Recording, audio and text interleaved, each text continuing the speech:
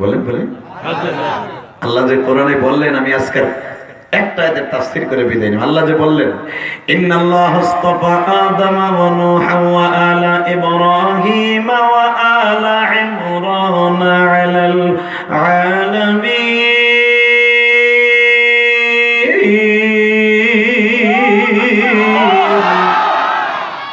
দামি মানুষের মধ্যে আমি আল্লাহর কাছে ওই ফ্যামিলিটা দামি, যেই ফ্যামিলিটা আলা ইব্রাহিম ওয়া আলা ইমরান আলাল আলামিন। সুবহানাল্লাহ, সুবহানাল্লাহ। ইব্রাহিম আলাইহিস সালাতু ওয়াস সালাম, ওনার দুটো সন্তানের মধ্যে ইসহাক আলাইহিস সালাম থাকতেন ফিলিস্তিনে, আর ইসমাঈল আলাইহিস সালাম থাকতেন বাইতুল্লাহ। কাবা হাতিম যেখানে দেখছেন আপনারা, যেখান থেকে আমার নবীকে মিরাজে নিছে, এই সাদে ওইখানে কেউ কেউ বলে ইসমাঈল নবীর কবরে কাবা হাতিমের মধ্যে। বাজান এবার দিলটা নরম করবেন। জাতির পিতা ইব্রাহিম, আমার বাবা আপনার বাবা, মিল্লাতা আবিকুম ইব্রাহিম ওয়া সাম্মাকুমুল মুসলিমিন, যিনি মুসলমান নাম রেখেছেন, জাতির পিতা ইব্রাহিমের বয়স হয়ে গেল 140। কত? কেউ বলে 135, কেউ বলেন 48। ইব্রাহিম আলাইহিস সালাম হায়াত পাইছে 160 বছর। আল্লাহর খলিল ইব্রাহিম দামি মানুষের মধ্যে একজন দামি মানুষ। আল্লাহর খলিল ইব্রাহিম মৃত্যুর মাত্র কয়েক বছর আগে, কেউ বলেন 10 বছর আগে, কেউ বলেন 7 বছর আগে, কেউ বলেন 5 বছর আগে, ইসমাঈল আলাইহিস সালাতু ওয়াস সালাম কলিজার টুকরা সন্তান বিবাহ করছে। মা দেখে বিবাহ দিছে, জোরে কান মারহাবা। মা দেখিয়া মা হাজেরা সন্তান নিয়ে বিবাহ দিছে।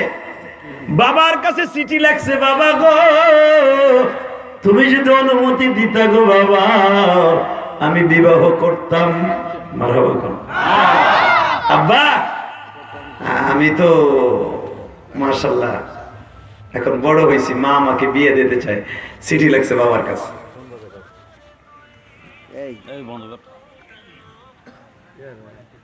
একটা চাপ দাও, আগে আওয়াজটা বন্ধ করো না। তুমি বুড়া বেড়ার মতো মোবাইল চালাইতে পারো না, তুমি যুবক।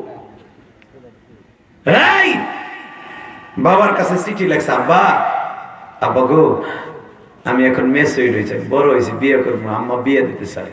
মারহাবা বলেন। এখন যদি ওই যুগে চিঠি লেখলো কেমনে? কারণ একটা চিঠি বাইতুল্লাহ আসতে বাইতুল মুকাদ্দাস থেকে 42 দিন সময় লাগতো। কয়দিন? জোরে কোন। কারণ ওই জামানায় ঘোড়ায় সওয়ার হইয়া একটা মানুষ বাইতুল্লাহ থেকে বাইতুল মুকাদ্দাস যাইতে 42 থেকে 45 দিন সময় লাগতো, তাও দিন রাত 24 ঘন্টা সফর করার পরে। তো চিঠি লেখলো কেমনে, আর চিঠিটা আসলো কেমনে? নবীদের একটা সিস্টেম ছিল, আমাকে আমার দিকে আওয়াজ দিবেন। নবীরা যদি হাতের পরে খালি লেখে বলতেন, আল্লাহ আমার এই চিঠিটা নবীর কাছে পৌঁছে দাও। নবীদের মুআজিজা, এক নবীর কথা বাতাসে আরেক নবীর কানে পৌঁছে দিত। এক্সাম্পল দিলে আরো সহজ হবে। এই মোবাইলে আমেরিকায় আপনি কল করবেন, কোন তার আছে না? জোরে কর না কে?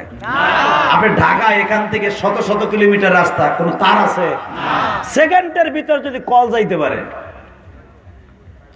তো নবীদের কথা কি আমার আল্লাহ বাতাসের মাধ্যমে দিতে পারে না? পারে, পারে।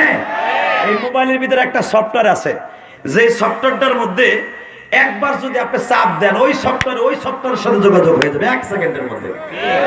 তো এই জামানায় যদি ডিজিটাল যুগে বৈজ্ঞানিকরা, খ্রিস্টানের বাচ্চারা যদি মোবাইল আবিষ্কার করে সেকেন্ডের ভিতরে সফটওয়্যার যোগাযোগ করে দিতে পারে, নবীদের সফটওয়্যার আরেক নবীর যোগাযোগ কেন হবে না?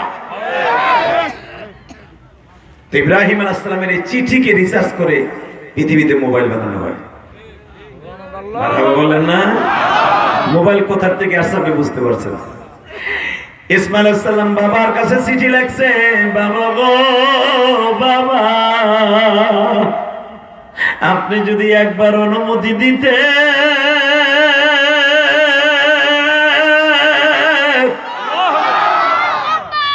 আব্বা যদি একটু আসতেন, ফিরে থাকতেন। মার যন্ত্রণায় আর বাঁচলাম না, মা খালি আমার বিয়ে করাইবো, বিয়ে করাইবো, বিয়ে করাইবো। নবী হয়ে গেলি, নবী কাজ হয়ে গেল, ইসমাইল বিয়ে করো না বাবা, করো না, আমি একটু বউ দেখে যাই মরার আগে। ইসমাইল আলাইহিস সালাম চিঠির উত্তর দিলেন ইথারের মাধ্যমে, বাতাসের মাধ্যমে, ইসমাইল তোমার বাবা রাজি আছে, বিয়ে করে নাও। এটা আসতে কইলেন। আরে আরে আমার ভাইরা, নবীদের বিয়ের কথা শুনে যদি আপনি সুবহানাল্লাহ বলেন না, যারা বিবাহ করেন নাই ভালো একটা নেককার বিবি পাবেন। আর যেই যুবকগুলো এখনো কত বিউটির অফার দিয়া চান্স পাস নাই, এত মেসেজ দেশ খালি I love you, I love you, কস কাম হয় না। নবীদের কথা শুনে সুবহানাল্লাহ কবি দেখবি কাম হয়ে গেছে। পিছনে তো কই ইনশাআল্লাহ। এই বয়সে আর একটা করার নিয়ত আছে নাকি?